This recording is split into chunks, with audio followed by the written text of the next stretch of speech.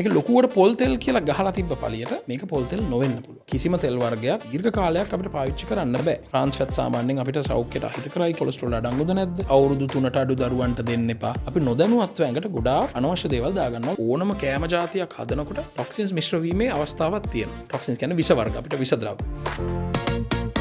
ආයුබෝවන්. Know what you eat වැඩසටහනට සාදරයෙන් පිළිගන්නවා. අපි ගිය එපිසෝඩ් එකේ කතා කරේ පොල් තෙල් වල විවිධත්වය ගැන.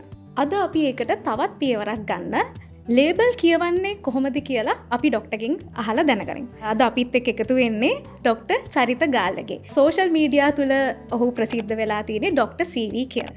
ආයුබෝවන් වෛද්‍යතුමනි. ආයුබෝවන්. බොහොම වැදගත් විෂයක්.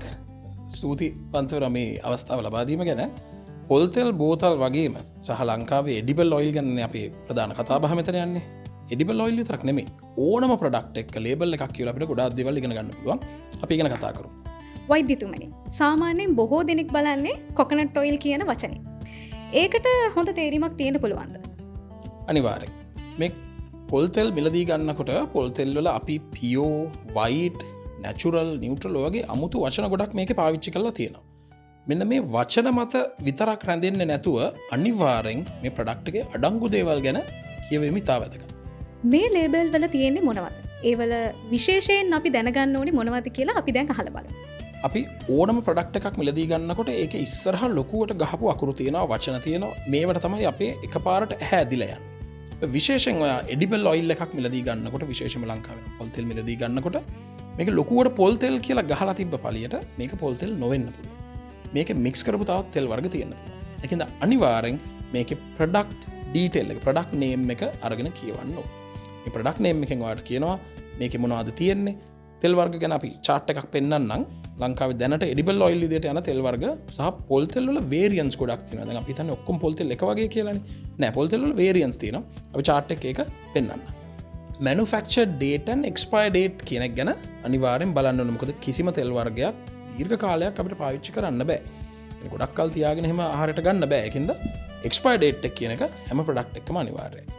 ඊළඟට product description කියන එක ඇතුලේ අපි පෙන්නනවා මේ product එක හදන්න පාවිච්චි කරපු chemical process එක මොකද්ද? මේකේ තියෙන්නේ මොනවද කියන එක මේ product description එකේ කියනවා.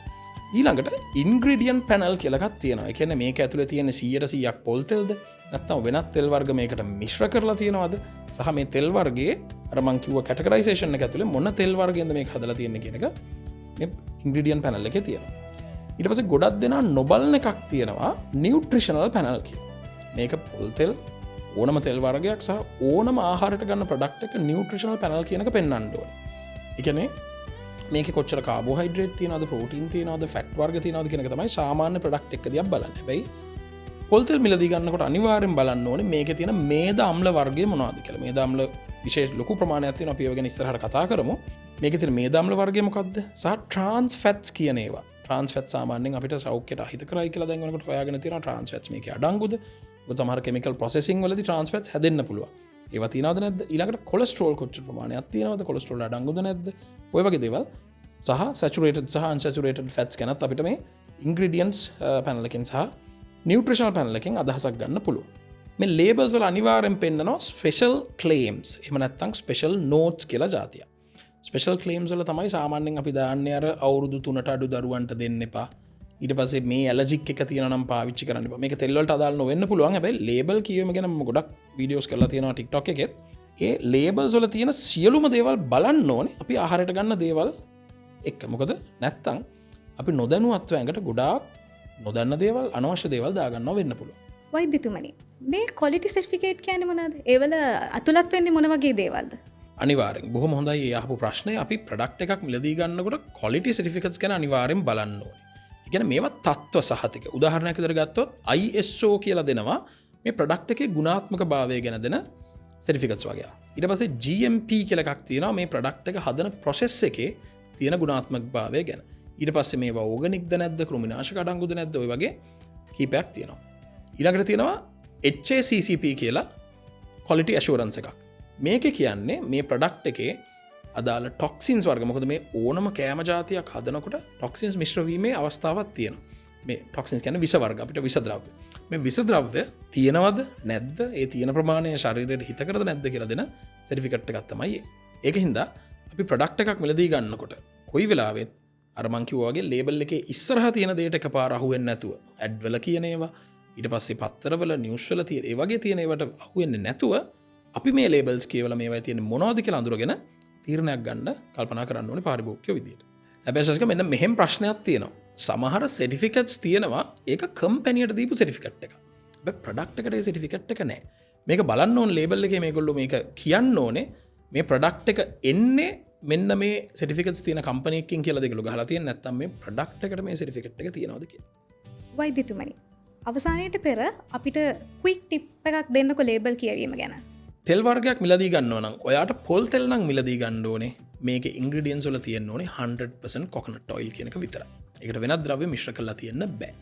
සහ අපි කලින් එපිසෝඩ් එකේ කතා කරා වගේ මේකේ ප්‍රොඩක්ෂන් එක ඒ කියන්නේ මේ තෙල් වර්ග හදන ප්‍රොඩක්ෂන් එකේ අපි සාමාන්‍යයෙන් කියනවා කෝල් ප්‍රෙස්ඩ් කියන එක තමයි දැනට නියුට්‍රිෂන් වැලියු එක වැඩිපුරම සහ ඇන්ටිඔක්සිඩන්ට්ස් වැලියු එක වැඩිපුරම තියෙන තෙල් වර්ගය කියලා කියන්නේ. සර්ටිෆිකේට්ස් තියනවද කියලා බලන්න. ඒ කියන්නේ ක්වොලිටි සර්ටිෆිකේට්ස් නැත්තම් මේ ප්‍රොඩක්ට් එකේ අපි දන්නේ නැහැ මොනවද මේගොල්ලෝ අඩංගු කරලා එවන්නේ කියලා. ඊළඟට වෙනත් ඇඩිටිව්ස් තියනවද මික්ස් කරලා තියනවද ඊට පස්සේ මේවා අපි කියනවා රිෆයින් කරලා ඩියෝඩරයිස් කරලා නැත්තම් බ්ලීච් කරලා තියනවද මේ ප්‍රොඩක්ට් එක කියන එක අනිවාර්යෙන් බලන්න ඕනේ. මොකද එතකොට මේකේ තෙල් වලට අමතරව වෙනත් කෙමිකල්ස් වර්ග එකතු වෙන අවස්ථාවක් තියෙනවා. බොහොම ස්තුතියි වෛද්‍යතුමනි අපිට මේ වගේ ලේබල් ගැන කියවීම ගැන කියලා දුන්නා. අනිවාර්යෙන් ඔයගොල්ලෝ මිලදී ගන්න ඕනම ප්‍රොඩක්ට් එකක් එඩිබල් ඔයිල් එකක් වේවා ඕනම ප්‍රොඩක්ට් එක ලේබල් කියවලා ස්මාර්ට් බය කෙනෙක් වෙන්න මතක තියාගන්න. අද අපි කතා කරා වගේ තවත් වැදගත් දේවල් ඔයගොල්ලෝ එක්ක කතා කරන්න ඉස්සරහටත් අපි බලාපොරොත්තු වෙනවා. අපේ සෝෂල් මීඩියා ටික ෆලෝ කරලා ලයික් කරලා තියාගන්න. ඒ වගේම තව කෙනෙක්ට දැනගන්න ෂෙයා කරන්න අමතක කරන්න එපා. ඒ වගේම අද අපි කතා කරපු දේවල් ගැන මොන හරි ප්‍රශ්නයක් තියෙනවා නම් මේ වීඩියෝ එක යටින්ම කමෙන්ට් එකක් දාන්නත් අමතක කරන්න එපා. එහෙනම් ඉස්සරහට තවත් අලුත් වැඩකින් අපි ආයෙත් හම්බෙමු. Stay tuned.